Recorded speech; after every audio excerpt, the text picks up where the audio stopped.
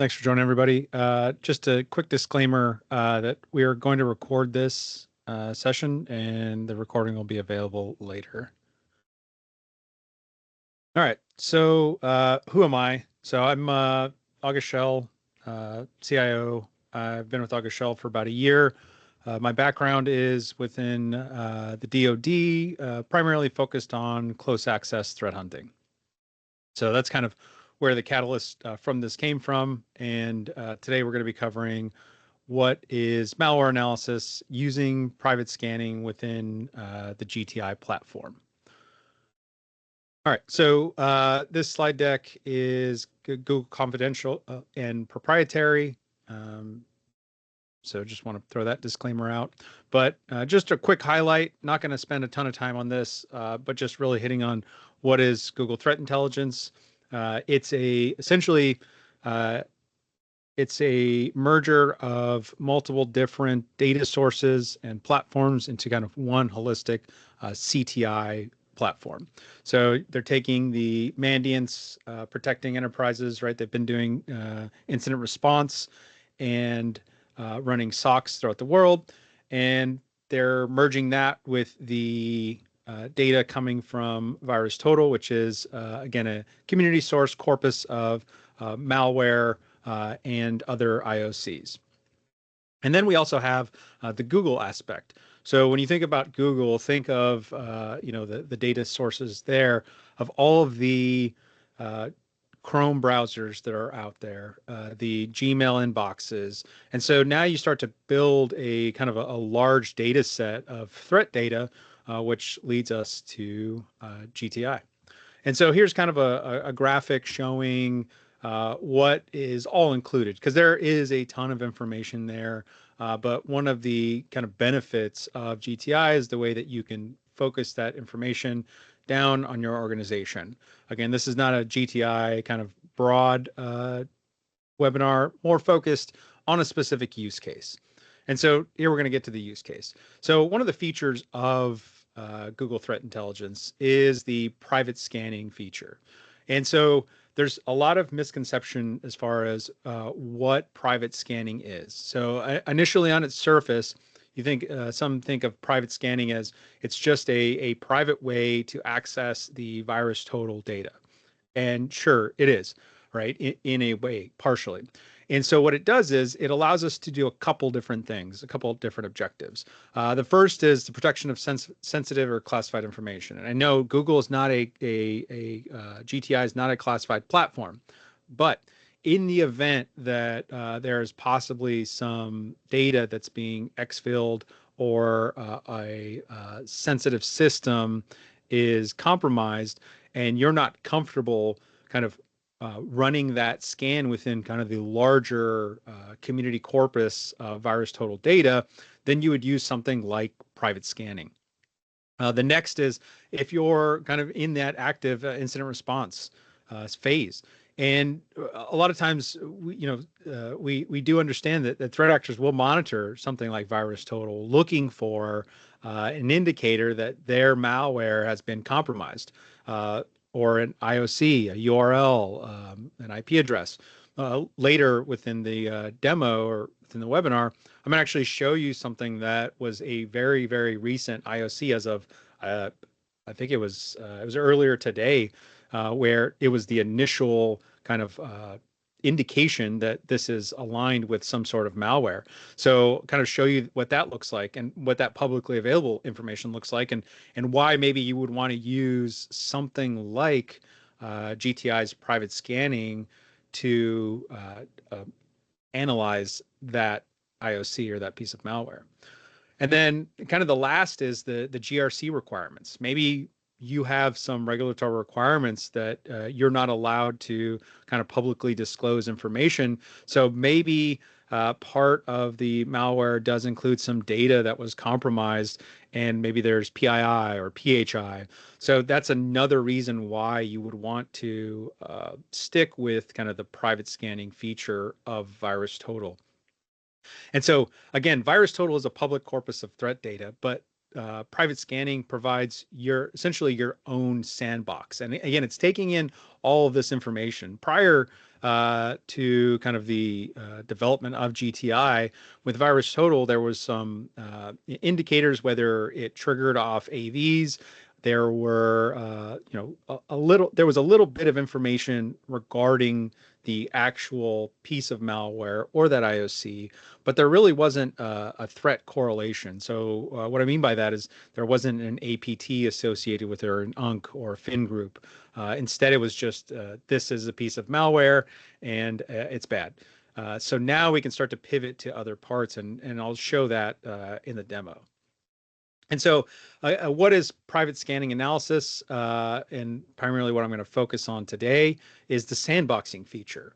So that's relatively new to the VirusTotal GTI platform, in that we now have a sandbox that we can start to do a little bit of a deeper analysis of the malware that we're looking at. So we can do a live interaction, and that's going to allow us to kind of pivot into that sandbox. It's a CAPE sandbox. We can execute that on Linux or a Windows system, but it is a CAPE sandbox, and we have that option for that live interaction. Another thing it's going to do is it's going to identify any YAR roles that have been previously generated or within the corpus that would have detected that piece of malware or that IOC if we're scanning a URL. And so I might dig into developing your own YAR role based off of some of the indicators that we pull out of the sandbox analysis. And then while that piece of malware or that URL is being analyzed, all the activity is logged. There's multiple different things that are being logged and will be available to you after the analysis is done. And that includes screenshots, memory dumps, PCAPs, event logs, and there's even a MITRE ATT&CK mapping that the platform will do to show kind of where this piece of software and malware fits within the MITRE ATT&CK framework in that attack cycle of that threat actor. And some options that we can modify in our sandbox is we can change the analysis to be static or dynamic. Generally, it's going to run a dynamic anyway with ZenBox, but we can do the CAPE sandbox on Linux or Windows. There's an interaction timeout. So this is when I talked about the kind of us digging in there, and I'll dive in there as we detonate some ransomware.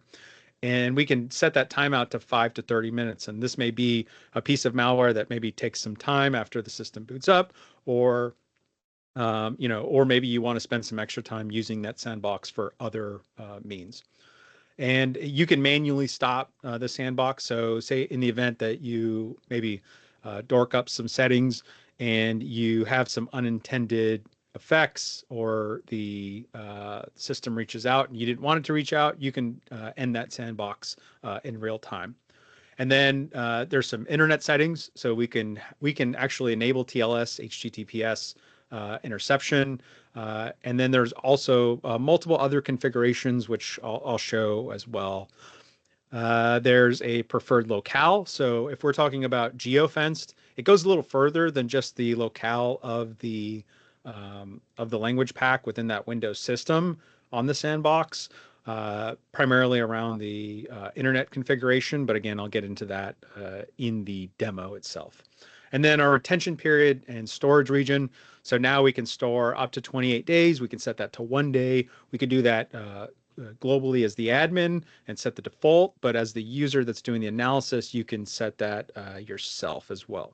And then the last is the URL analysis user agent string. So this is a pretty cool feature. It allows us we can either select a desktop user agent, such as Chrome or their default one. Or we can change it to a mobile browser, so like Android or an iPhone. And then additionally, we can also add in our own custom user agent string. So if there's a unique user agent string that you want to detonate this malware using, you can do that with the platform. And so before I kind of dive into it, I do want to highlight one last thing when you're doing analysis. When you actually dump it into the sandbox, into the private scanning sandbox, it might pop up with an alert that says, this file has been submitted to our publicly shared corpus. You can see that report, that public report instead, but you can also pivot back to your own private sandbox. So again, don't want you to think that if we do execute or detonate this piece of malware within our private scanning sandbox, that it's going to show up as telemetry within the public report. And I'll show you what I mean by that telemetry within the public report in the demo. So that's kind of like a quick high level overview of private scanning. And now I'm going to go into the demo and I will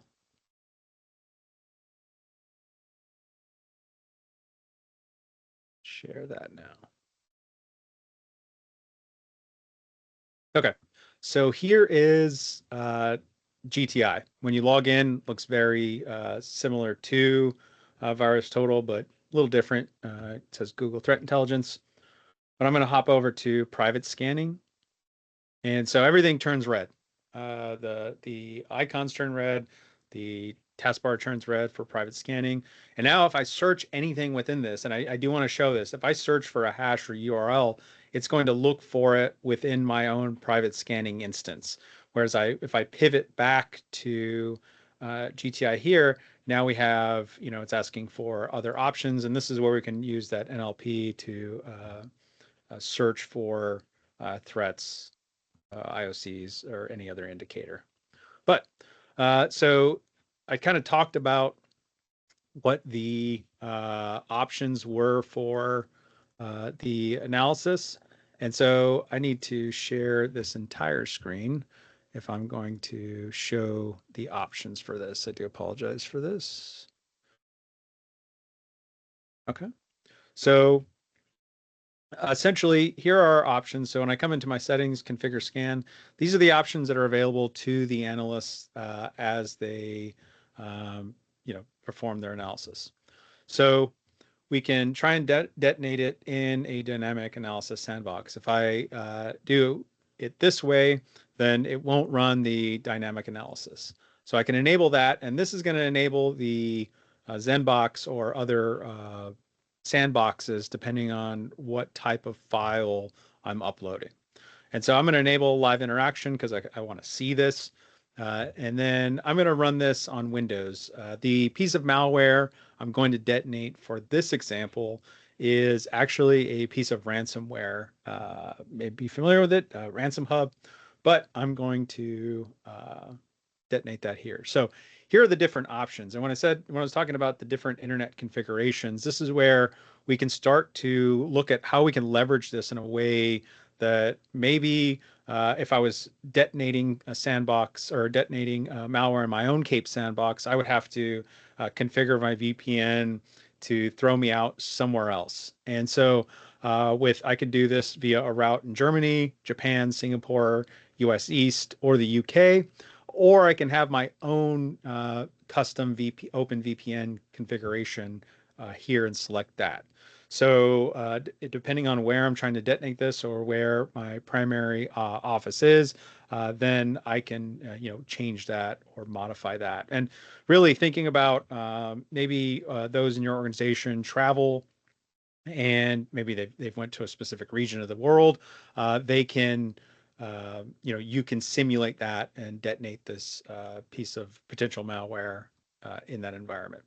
Next, we can do internet routed through the Tor network. So for this example, this would be like if you could also actually use this. You could just detonate or upload a text file, just a plain text file, and then it'll give you access to the Tor network without connecting your government machine, which if you do, you're probably working in a place that you don't need this demonstration. But if you're not, where you can't do that, then this is a way that you can. You could do simulated internet, direct connection to the internet, or no internet. So I'm going to go with direct connection to the internet. I can intercept the HTTPS or TLS connections. And the reason why I did this one is kind of shout out back to WannaCry, where I was looking for that URL. And if it was present, then it essentially ended the attack. But for this, you may want to do no internet, but I'm just going to do direct connection to internet. I could intercept the HTTPS TLS connections if I wanted to, but I'm just going to leave that off for now. If I wanted to add or change the locale, and this is Windows only, it's not going to apply to Linux. I can change that to these different options depending on which language pack I would like to use. Command line arguments, and then the retention period. So I can set this to, right now the default for the group is 28 days, but I can set this anywhere from 1 to 28 days. So I'm going to leave this at 28 days. I'm going to apply that. And then next I need to choose my file. So the file that I'm going to choose is this one. And I need to, because it's a zipped file, you need to give the password for the zip and then confirm, and it will upload. All right. So this is going to take a little bit, but it should very shortly throw up kind of that it's started. And here we go. So you see it's starting to do the analysis. We're going to get some different things off the bat. Automatically, it's going to give me detections, YAR rules, Sigma rules, and other IDS rules, and then also other the dynamic analysis sandbox detection. So Lockbit ransomware. And then we start to get behavior. So I'm going to go into live interaction. Hopefully I caught this before it's detonated. And I can show these documents within here are, okay, I didn't catch it before it started, but essentially these are regular documents within the sandbox. So this is invoice.pdf, personal.xls. And what it is it's multiple different files that allow the piece of malware to attack whichever it might go after or it might not go after. So it looks like it hit everything. And so I can pop up the how to restore your files .txt, and we can see that it's going to give us a Tor browser address. So I could actually use this Tor browser address if I wanted to within the sandbox of our private scanning environment. So just something to think about, again, as we go deeper in the analysis of something within your environment. This is a great way to do it, a great safe way to do it. And so also something to highlight is the attribution is solely on Google. If you decide to connect it to the internet, I should have done simulated internet if it was something that I was really concerned about and I didn't want the threat actors to know that they have been detected or their IOCs have been compromised. So I'm going to go ahead and stop that. But we can see some information that it gave us as far as how long it took for that to detonate or how long it was running. All right, so right now, again, the first part we get to see is the detection, where it would have been detected. And I can view some of these rules we can see from different authors. So this one's from Elastic Security. These are from different contributors, but I can, it says 2 minutes ago. Interesting. So again, kind of relatively up to date, but this is looking for a specific string. We can see the hex data that's there.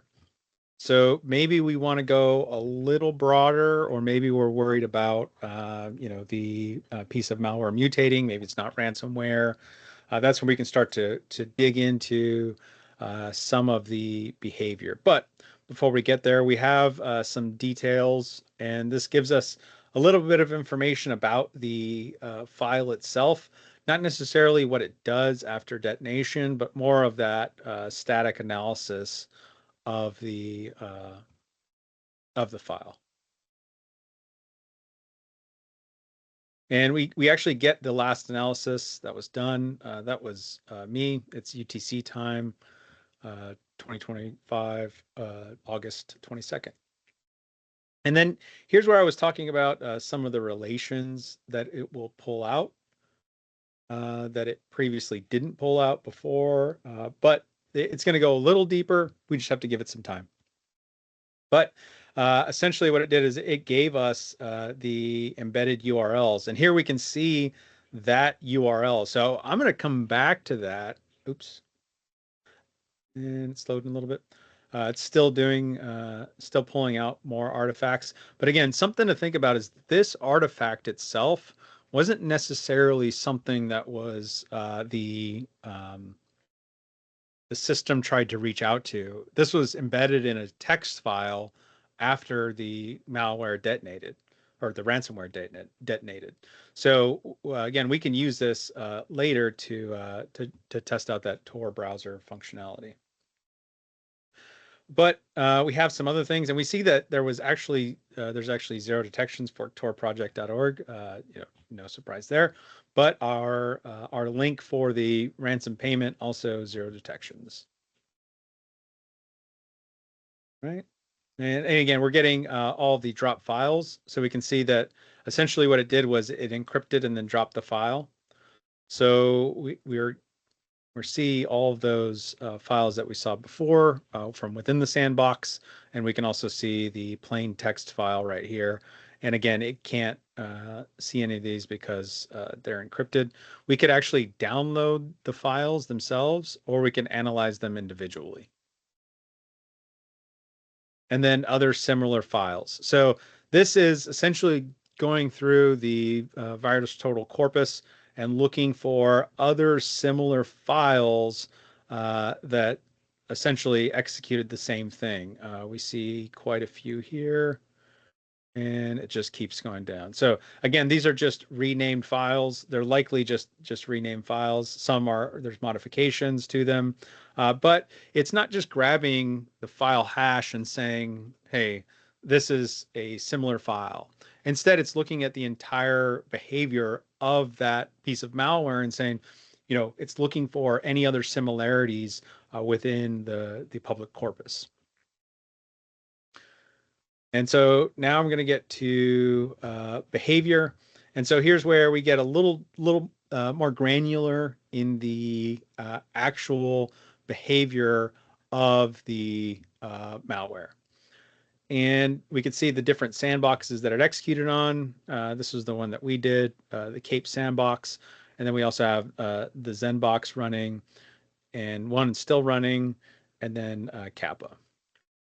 So there are a couple things. I mentioned it before, kind of in the brief, was what we could grab as far as artifacts go from the platform, what I can download. So I can actually download, the PCAP from the Zenbox, the Cape sandboxes. I can download those. I can download the event logs from the Cape sandboxes or the Zenbox. I can download a memory dump and then use that later with a tool like Volatility to do some analysis of the memory. And then last is kind of that MITRE attack mapping. And so if I click into it and I pivot over to the Open MITRE attack in MITRE attack navigator, what it'll do is it will actually pivot me over into MITRE, but it'll use that hash and kind of show me, highlight where the malware fits within the entire attack framework of that threat actor. So pretty cool feature. Again, so I'm going to go back to, okay. And this one was, yeah, here we are. All right, so, and then we can grab full reports. So I can get a full report of the, from the Cape sandboxes or Zenbox, and then I can do a similarity search. And here, this table of contents is essentially everything that's down here. So I'm going to go through those.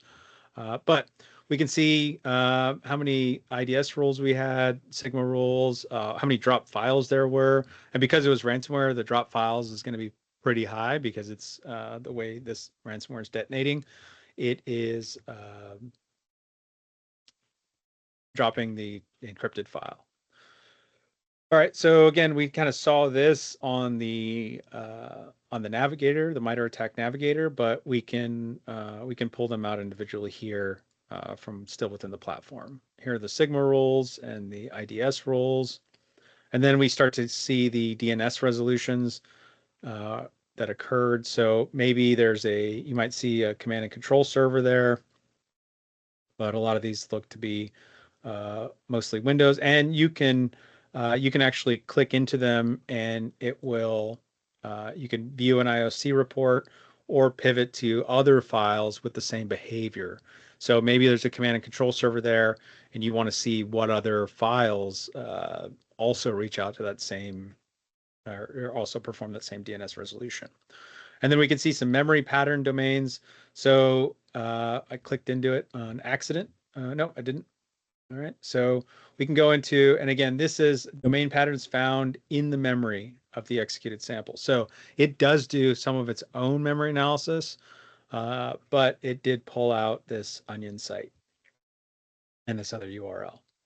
And then here are other memory patterns. So those are domains, and then here are the URL patterns that were pulled out. So we can see this URL pattern is pulled out multiple different times, different URLs though.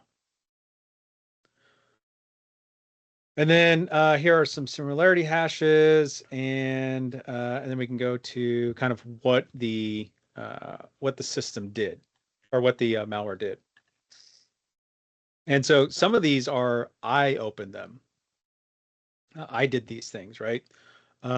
We can start to see maybe some of this stuff was done by the malware, and then you can see where I may have opened one of these. We could see the files that were written. Mentioned before, there's 200, and I think there was 227 of them. I think I remember seeing that. So not going to click down on that. And then we can see what files were deleted. And I can actually click on something like this and look at that IOC, and it'll pull out other pieces of malware with a similar indicator, or other IOCs with a similar indicator. All right, and then we can see the shell commands that were run, and the services that were opened, and then the process tree. So we can see what triggered. It looks like software.exe was our kind of original detonation with our Zenbox. With our Cape sandbox, it was essentially the string with a .exe, and that's just because of the way it labeled it when we downloaded the sample. And here are others that were dead.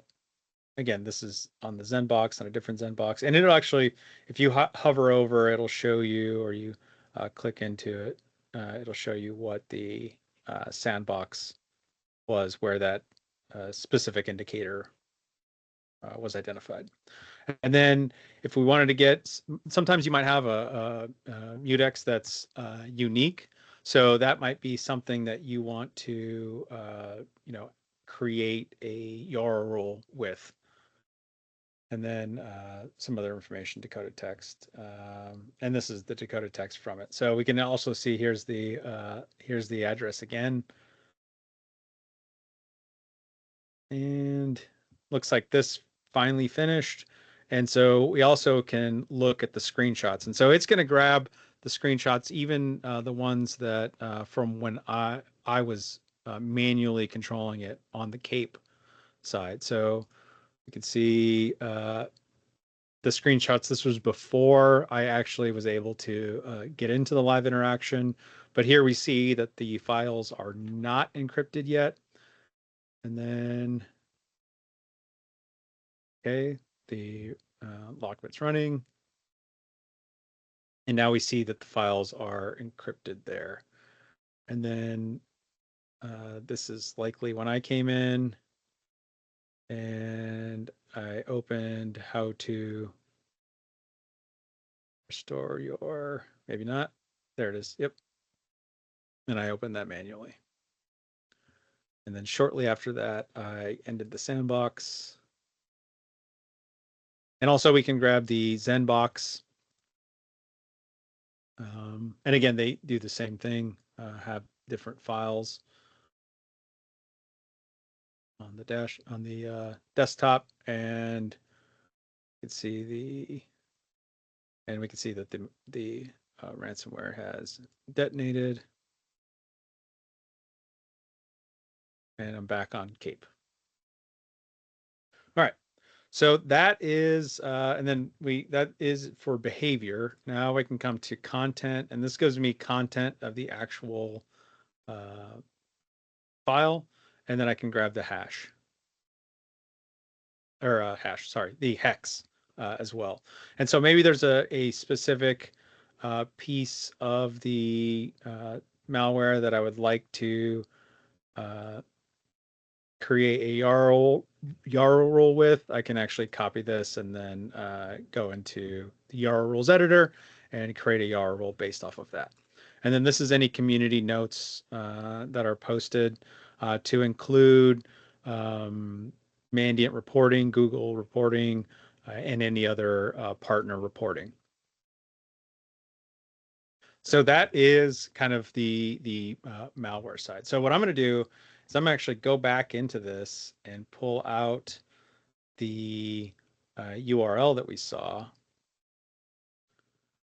right here. Can't remember which one was the one from within our. I can go back to my screenshots real quick. Grab that. Let's see what so this one. I think I scrolled over to the right. Hopefully it captured that. Did ends in 09. I close that. I should be able to find that here actually as well. So I don't necessarily see it here, but I'm just going to take one of them. I'm going to copy it. And I'm going to go back to my private scanning. And after I've done that analysis with the file, I can go back to my analysis here and actually go back into that same report and see where it detonated. So you can see there's a few here. And I'll show one that actually didn't after this. I'll show one that didn't pop, but is a relatively new one. So for this one, for URL, I have to paste it in first before I can actually navigate to it. And then I'm going to hop into settings, and I can run in a browser, run in a sandbox, do a Cape sandbox because I want that live interaction. I could just do Zenbox, or I could not do Zenbox and just do Cape. So I might just do that. And this is where it's going to give me those options. So I can do Windows 10 because of Cape, and my interaction will go 10 minutes. And then here I can do routed through the Tor network. User agent, I'll just go with default. I can do Google Chrome Windows. I could do Google Chrome Mac OS. I could do iPhone. I could do Samsung Galaxy, or maybe I had a custom user agent string that I wanted to use because I'm using my organization's using a custom browser. I could do that as well. So I'm just going to go with Google Chrome Windows. Retention period up to, again, 1 to 28 days. I'll just go with 1 day, and then storage region US. So I'm going to submit this. And so what we're going to see is it should, again, it's going to pop up with a live interaction option, and we should be able to go to or see that specific window pop up.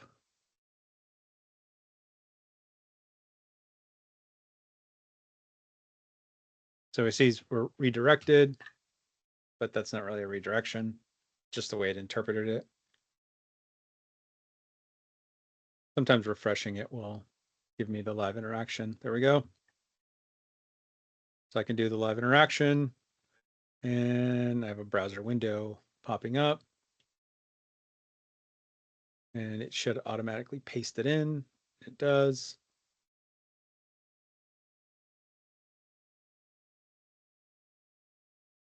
And let's see if I get anything.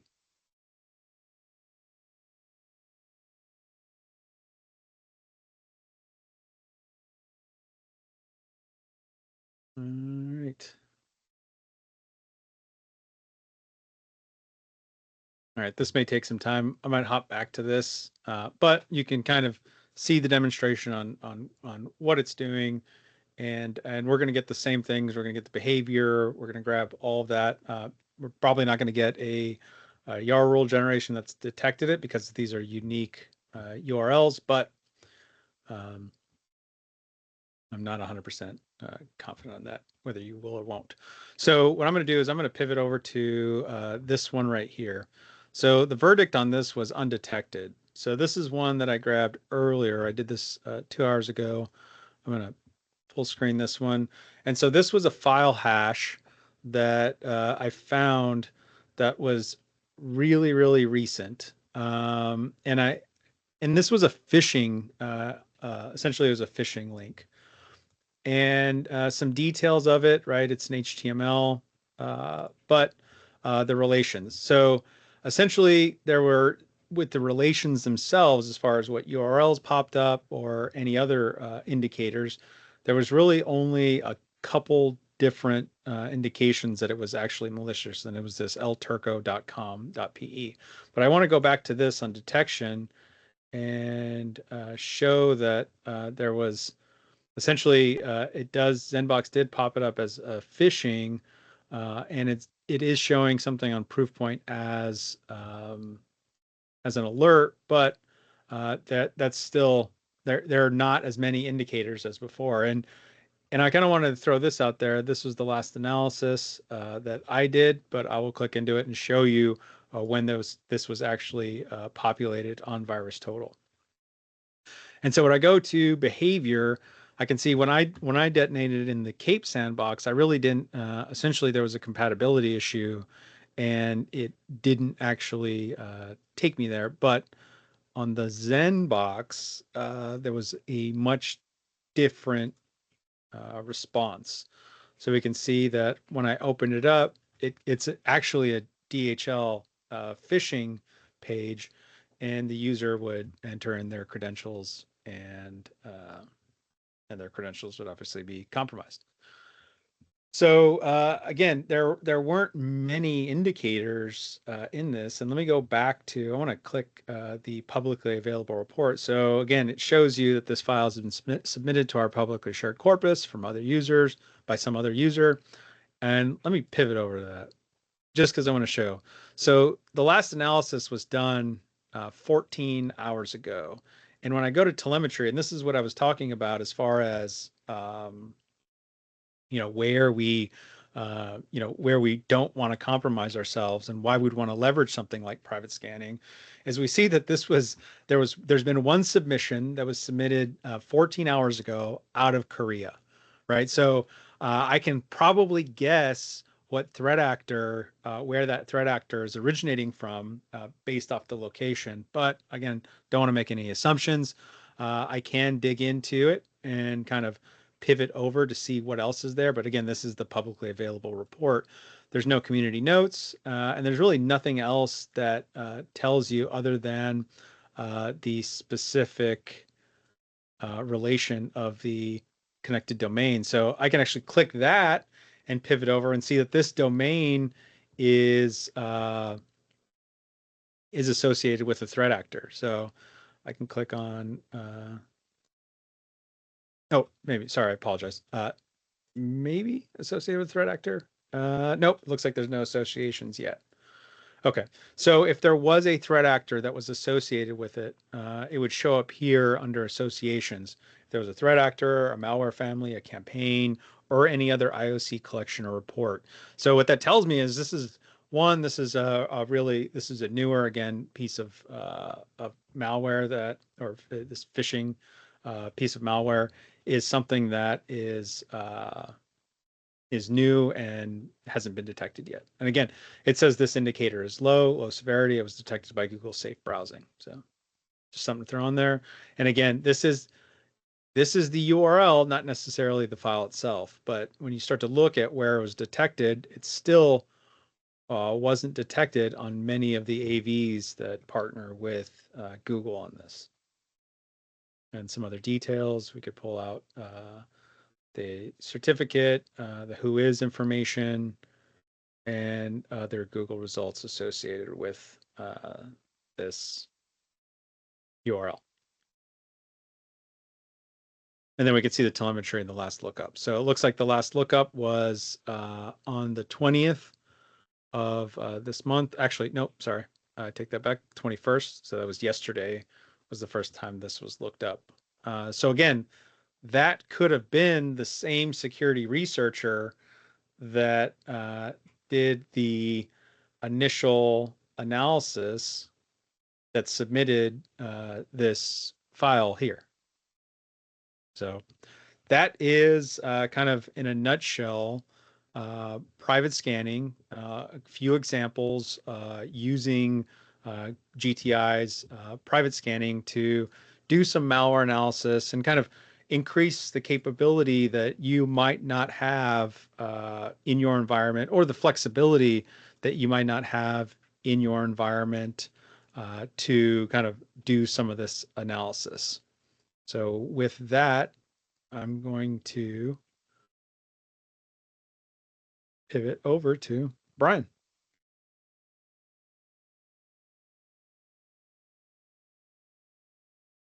Alrighty, thank you everybody for joining us today. We're going to be doing many more of these over the next coming months. I think we have 4 scheduled so far, so we'll make sure to get invitations out to everybody who registered. If you have any questions or follow-up for us, feel free to reach out. My information will be on the next screen here, and we are happy to help. So if there's any new use cases or just new things that you guys are looking at but not sure how to do, feel free to reach out. We're happy to help try to figure out how to get those done with you guys. The recording will be sent out here in the next, probably, I would say Monday morning. You should probably see the copy of the recording. If you don't, feel free to reach out and I will make sure we get it over to you.